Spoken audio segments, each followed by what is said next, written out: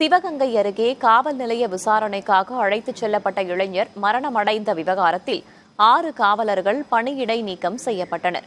தற்போது வீடியோ பதிவுடன் உடற்கூராய்வு நிறைவடைந்த நிலையில் உடலை பெற்றுக்கொள்ள குடும்பத்தினர் சம்மதம் தெரிவித்துள்ளனர்.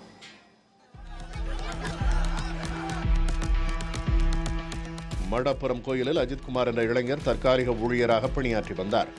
இந்த கோயிலுக்கு மதுரை மாவட்டத்தைச் சேர்ந்த மாற்றுத்திறனாளி பக்தர் அண்மையில் சாமி தரிசனம் செய்ய வந்துள்ளார். அப்போது தனது காரை வாகனம் நிறுத்தும் இடத்தில் நிறுத்துமாறு தற்காலிக ஊழியர் அஜித்குமாரிடம் சாவியை ஒப்படைத்துள்ளார்.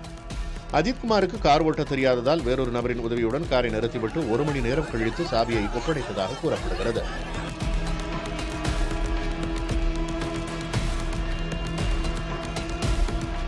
காரில் இருந்த 14 சவரன் நகைகள் காணாமல் போனதாக மாற்றுத்திறனாளி பக்தர் அஜித்குமார் மீது திருப்புவோணம் காவல் நிலையத்தில் புகார் அளித்தார். அதன் பேரில் அஜித்குமார் உட்பட 5 பேரை காவல்துறையினர் அழைத்துச் சென்று விசாரித்துள்ளனர். பின்னர் அஜித்குமார் உயிரிழந்து விட்டதாக குடும்பத்தினருக்கு தகவல் தெரிவித்துள்ளனர்.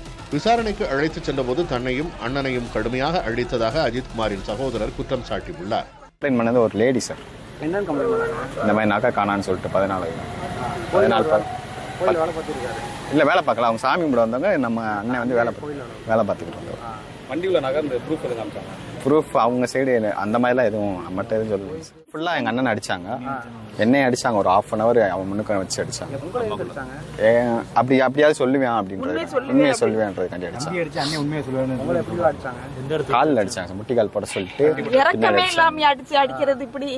அஜித்குமார் மரணத்தை அடுத்து தனிப்படை தலைமை காவலர்கள் 6 பேரையும் பணியிடை நீக்கம் செய்து மாவட்ட காவல் கண்காணிப்பாளர் ஆஷிஷ் ராவத் உத்தரவிட்டுள்ளார்.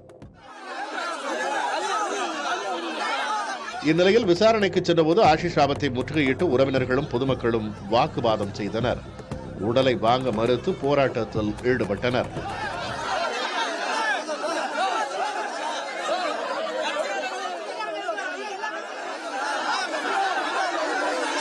போலீஸ் தரப்புல உங்களுக்கு உரிமை என்னன்னா எங்களுக்கு பாதுகாப்பு கொடுக்கறதுக்கு தான், எங்களை கொலை பண்றதுக்கு இல்ல. என் மயன் திருடி இருந்தாலும் வழக்கு போட்டிருக்கலாம், கேஸ போட்டு உள்ள வச்சிருக்கலாம். நாங்க பொருளை கொடுத்துட்டு வாங்கினோம். என் மயன் திருடனாடுறதுக்கு அத்தாரிட்டி என்ன இருக்கு?